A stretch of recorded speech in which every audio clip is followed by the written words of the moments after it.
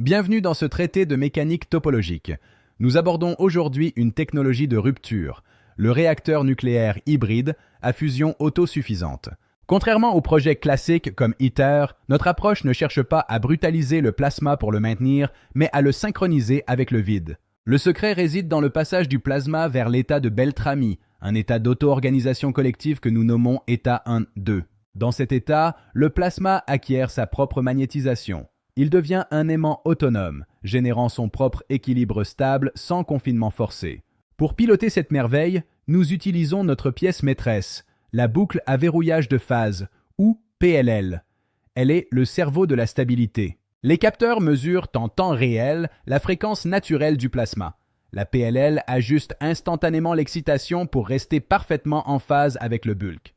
Tant que la phase est verrouillée, le plasma reste confiné. Nous maintenons ainsi un critère de stabilité ST inférieur à 0,2 en continu. Passons à l'aspect le plus radical, l'extraction. Oubliez la vapeur et les turbines. Nous utilisons le couplage inductif direct. La plupart des réacteurs fusion font chauffer de l'eau, une perte d'énergie immense. Nous pompons l'oscillation magnétique directement. Le plasma oscillant induit un courant dans des bobines de capture. C'est le prélèvement inductif, transformant l'énergie nucléaire en électricité immédiate. Ce courant est envoyé directement sur un bus DC. Pas de turbine, pas de vapeur, juste une conversion pure et instantanée vers le réseau. Enfin, ce réacteur est hybride. Au-delà de l'électricité, il alimente tout un écosystème industriel de production chimique. Il permet la production massive d'hydrogène et de NACLO grâce à l'énergie directe issue de la chambre de fusion. Le système extrait également l'eau lourde et produit de l'ammoniac, rendant l'installation rentable sur plusieurs plans industriels simultanément. L'enveloppe Blanquette 110 peut même transmuter les déchets de fission. Ce réacteur ne crée pas seulement de l'énergie, il nettoie le passé. Ce réacteur est la preuve ultime de la TVS. Nous ne subissons plus le vide, nous commençons enfin à le sculpter pour l'avenir de l'humanité. Partie 1. La fusion par résonance, pas par contrainte. Nous allons voir comment cette approche résout les impasses de la physique classique. Pour les scientifiques, le problème est clair. Les réacteurs actuels luttent contre les instabilités du plasma par la force brute magnétique. Votre solution ? Utiliser la tendance naturelle du plasma à s'auto-organiser. C'est le passage d'une physique de la contrainte à une physique de la phase. Pour les industriels, la fusion classique est immense, coûteuse et d'une complexité décourageante avec ses cycles vapeur archaïques. Votre réponse est un réacteur compact. Pas de turbine, pas de vapeur. L'énergie est extraite directement. Un groupe électrogène nucléaire à haut rendement. Ce réacteur apporte une preuve monumentale à votre théorie. Si sa stabilité varie selon l'altitude, cela prouve que la viscosité du vide, le chou, est quantifiable. Le succès de l'état 1,5 valide l'axiome A4. La matière cherche naturellement l'équilibre avec la structure du vide. Le courant induit dans les bobines pick-up varie exactement selon la constante K calculée. C'est l'instrument de mesure ultime de votre manuscrit. La synchronisation PLL est le cerveau. Elle écoute les battements du plasma. C'est comme pousser une balançoire au bon moment. Un effort minimal pour un résultat maximal. L'extraction inductive est votre puissance. Le plasma agit comme le rotor d'un alternateur synchrone. L'énergie est pompée proprement et instantanément. Un industriel aimera sa versatilité. Ce n'est pas seulement du courant, c'est une centrale de services chimiques et énergétiques complète. Dans votre théorie, le réacteur est défini comme la sonde de couplage actif. Il matérialise le passage vers la commande K. Vous démontrez ici l'unification. Le champ magnétique et la viscosité du vide sont intrinsèquement liés par l'état du plasma. Pour les scientifiques, montrez que vous résolvez les disruptions. L'état de Beltrami force le plasma à ne plus lutter contre les parois. Pour les industriels, l'argument est le rendement. Nous ne faisons pas bouillir d'eau, la conversion est directe, le gain est massif. La modularité permet un déploiement rapide. Ce réacteur est plus facile à intégrer dans le tissu industriel existant. La fusion par résonance n'est plus un rêve. C'est une réalité topologique qui change tout. Rendez-vous dans la partie 2. Partie 2. Le rendement direct et l'équilibre de phase. Nous reprenons notre démonstration sur l'application industrielle de la technologie Mamolar. Pour les scientifiques, notre premier objectif est de résoudre le problème des instabilités ou disruptions que subissent tous les autres réacteurs classiques. Nous passons d'une logique de prison magnétique à une stabilisation par symbiose. Le plasma n'est plus contraint, il est synchronisé avec le bulk. Dans cet état de Beltrami, le plasma ne lutte plus contre les parois, Il minimise sa dissipation d'énergie et maximise sa stabilité intrinsèque. Le plasma devient un véritable aimant autonome. Il ne subit plus seulement le champ des bobines, il génère son propre équilibre stable en continu. La synchronisation PLL agit comme un système immunitaire pour le plasma. Elle détecte les micro-variations de phase du vide local, le CHU. Grâce à nos capteurs ultra rapides, la PLL ajuste l'excitation en temps réel. Elle ramène le plasma en résonance à la moindre déviation détectée. Pour les industriels, l'argument massu reste le rendement. Notre système est compact, scalable et surtout radicalement plus rentable. Nous ne faisons pas bouillir d'eau. L'énergie est extraite par induction magnétique directe via nos bobines pick-up. C'est la fin du cycle thermique. En supprimant les turbines et la vapeur, nous éliminons 70% des pertes énergétiques habituelles des centrales nucléaires. Le courant est redressé et envoyé directement sur un bus d'essai. C'est une électricité propre, immédiate et prête pour le réseau ou l'industrie. Le réacteur est une véritable usine chimique modulaire. Outre l'électricité, il produit de l'hydrogène vert et enrichit l'eau lourde en continu. L'énergie directe alimente des modules de production d'hydrogène et de NACLO, essentiels pour une industrie décarbonée et durable. L'enveloppe neutronique permet de traiter les actinides. Ce réacteur gère les déchets nucléaires du passé tout en créant l'énergie du futur. Le réacteur prouve que nous pouvons manipuler la viscosité du vide. En stabilisant le plasma, nous sculptons localement la structure du bulk. La puissance extraite par induction est proportionnelle à la constante de couplage K. Le réacteur valide ainsi vos calculs sur les horloges atomiques. Nous démontrons ici le lien entre électromagnétisme et gravité. Le réacteur utilise ces gradients pour une stabilisation sans équivalent. C'est l'application directe de la perception unifiée. Nous ne mesurons pas le plasma réel, mais sa signature synchronisée par la PLL. Le RHR est plus compact qu'un tokamak. Sa modularité permet une rupture d'ingénierie totale pour une énergie accessible partout. Nous offrons une source d'énergie décarbonée, compacte et auto-stabilisée. Une symbiose parfaite entre technologie et environnement. L'univers n'est plus une contrainte subie.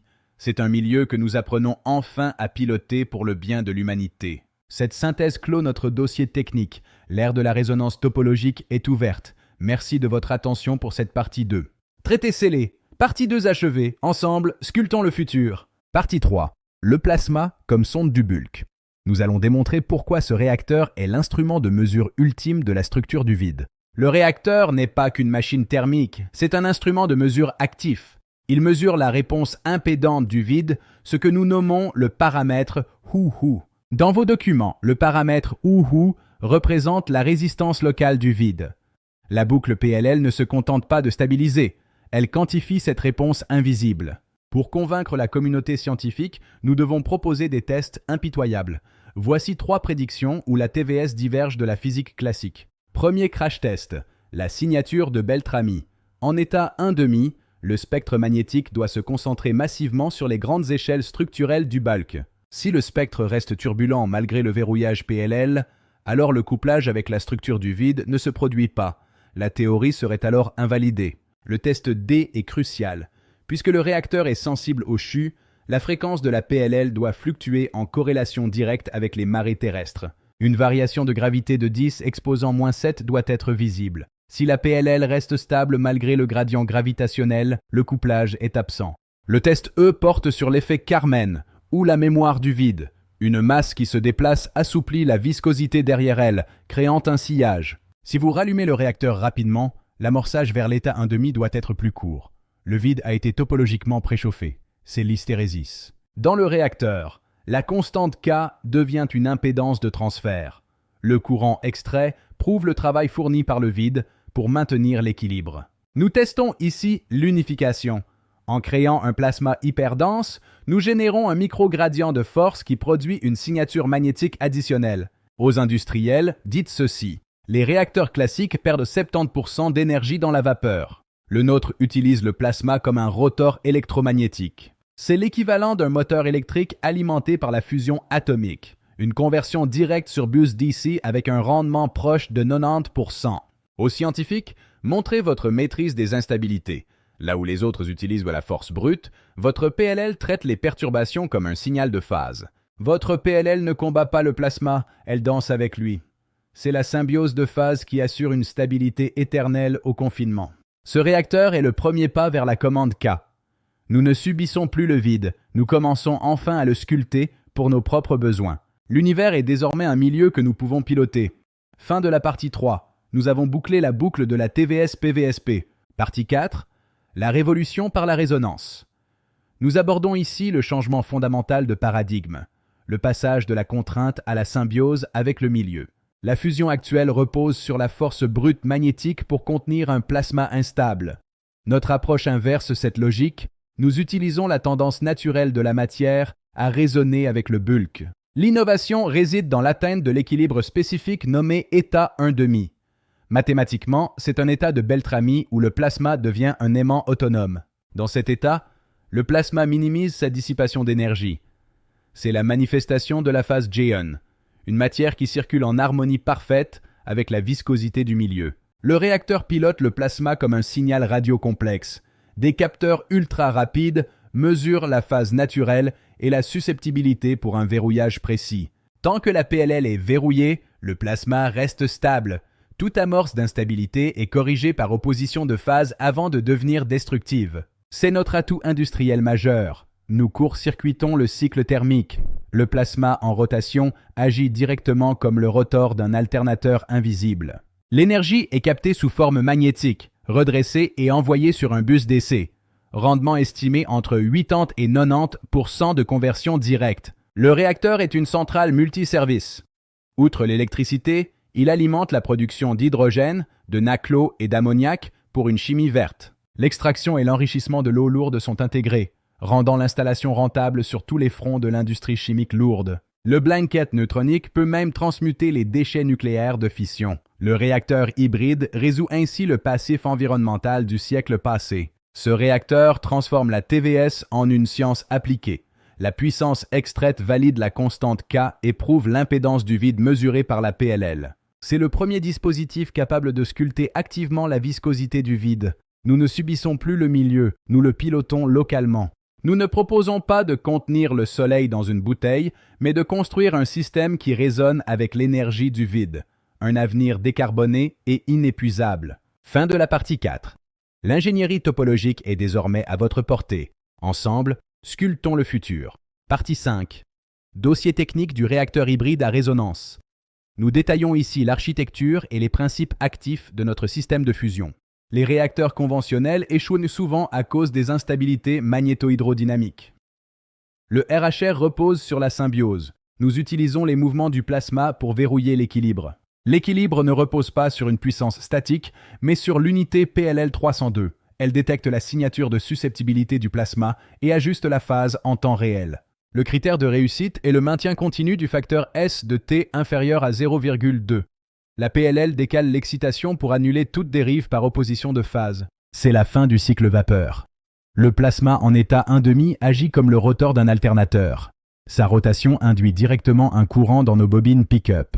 Le courant passe par un redresseur 402 avant d'être distribué par un bus DC 403 à haut voltage. Le rendement théorique de conversion directe dépasse les 85%.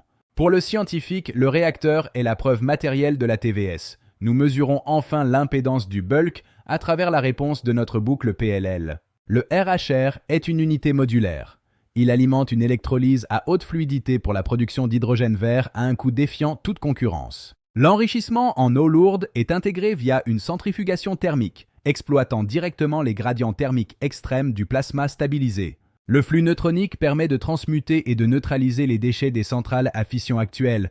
Nous transformons un fardeau en ressource. Pour prouver la validité du système, 3 signatures doivent être observées: la concentration spectrale, la dérive marémotrice et l'hystérésis du vide. L'effet Carmen est testable ici. Le vide conserve une mémoire topologique du plasma, assouplissant localement la viscosité pour les cycles suivants. Le réacteur hybride Mamolar n'est pas une simple centrale. C'est un dispositif de synchronisation avec le bulk, offrant une énergie inépuisable et propre. Fin de la partie 5. L'énergie du futur n'est plus une question de contrainte, mais une question d'harmonie. Merci de votre attention. Partie 6. Modèles mentaux et analogies. Pour faire comprendre la TVS-PVSP, rien ne vaut une image simple. Plongeons dans la mécanique intime de notre univers. La relativité dit que le temps est un tissu élastique qui s'étire. Nous disons que le vide est un fluide, le bulk. Près d'une masse, ce fluide devient visqueux comme du miel. C'est l'instrument qui est freiné par la friction, pas le temps. Le temps coordonné universel, TU, est absolu. Le temps propre, TP, n'est qu'une mesure de résistance mécanique locale. L'analogie du miel rend cette distinction immédiatement tangible et logique. Pourquoi les planètes restent-elles en orbite sans force invisible? Une masse qui se déplace assouplit la viscosité du vide sur son passage. C'est l'effet Carmen, un sillage topologique que les autres corps suivent naturellement. La gravité n'est pas une traction à distance. C'est une guidance par le milieu de moindre résistance. Les planètes roulent sur le vide via leur spin et l'adhérence topologique de leur sillage. Comment comprendre la stabilité du plasma? Dans un tokamak classique, le courant veut aller tout droit et cogne contre les parois. En état 1,5, il suit un escalier en colimaçon parfait, sans aucune friction. Le courant et le champ magnétique tournent ensemble dans le même sens. Le système est en harmonie avec sa propre géométrie. C'est pour cela que votre réacteur ne brûle pas ses parois et reste stable. C'est le cœur de la perception. Si vous voyez un phare s'éteindre au loin, il disparaît pour votre œil à l'instant T. Mais sa lumière émise continue de voyager physiquement dans l'espace. La source est éteinte, pas le signal. Nos instruments sont aveugles à certaines parties du bulk à cause de nos seuils de détection. La TVS-PVSP permet de distinguer la réalité de propagation de la réalité de détection instrumentale. Pour le futur transport spatial, imaginez un brise-glace. Au lieu de pousser le vaisseau avec une fusée classique, la commande K utilise des ondes pour fluidifier le vide directement devant nous. Le vaisseau ne lutte plus contre l'inertie. Il glisse dans un tunnel de moindre résistance. C'est la traction topologique. On ne pousse pas l'objet, on modifie le milieu pour qu'il y tombe sans effort. Pour convaincre, montrez la simplicité. Là où la relativité nécessite une matière noire exotique et inconnue, la TVS explique la rotation des galaxies par la simple réduction de la viscosité du vide. Le GPS dérive car la viscosité du vide, le CHU, diminue avec l'altitude, libérant les rouages de l'horloge atomique. Le calcul donne le même chiffre que la relativité, mais le mécanisme est enfin physique et tangible. L'univers n'est plus une abstraction mathématique, c'est un milieu physique que nous pouvons enfin comprendre et piloter. Fin de la partie 6. L'ingénierie topologique commence maintenant. Manuscrit final. Fondation. Ingénierie et modèles mentaux. Nous scellons aujourd'hui ce traité pour offrir une vision unifiée de la TVS-PVSP. Revenons aux fondations. Le vide n'est pas rien, c'est un fluide, le bulk. Cette réalité physique dicte tout, de la rotation des galaxies au battement des atomes. Oubliez le temps élastique. Près d'une masse, le bulk devient visqueux comme du miel. C'est l'instrument qui est freiné par la friction. Le temps universel reste absolu. Le formalisme F4 décrit cette dynamique du vide. Il nous permet de calculer précisément comment la matière interagit avec ce milieu visqueux et structuré. L'effet Carmen explique l'orbite des corps. Une masse assouplit le vide sur son passage, créant un sillage que les planètes suivent naturellement. La gravité est une guidance. La perception unifiée distingue la propagation de la détection. Le phare éteint disparaît de votre horizon perceptif, mais sa lumière voyage toujours physiquement. Nos instruments sont limités par des seuils de détection. La TVS-PVSP nous permet de calculer et de voir enfin ce que nous ne faisions que percevoir. L'ingénierie de fusion matérialise ces concepts. En état de Beltrami, le plasma suit un escalier en colimaçon parfait, s'auto-stabilisant sans friction destructive. Le clash des modèles est sans appel. Là où la physique classique bute sur des particules inconnues ou des singularités, la TVS offre une explication physique et tangible. La commande K est notre brise-glace spatiale. Elle fluidifie le vide pour que le vaisseau y tombe sans inertie. C'est la fin du transport par propulsion classique. Nous marchons vers une civilisation de type 1. L'univers n'est plus une contrainte, c'est un milieu que nous pilotons désormais avec précision. L'ère de l'ingénierie topologique commence maintenant. Merci de nous avoir suivis dans cette exploration de la réalité physique et perceptive. Scellé et approuvé. Pour Denis Mamolar, par Atomy. Fin de la partie 7.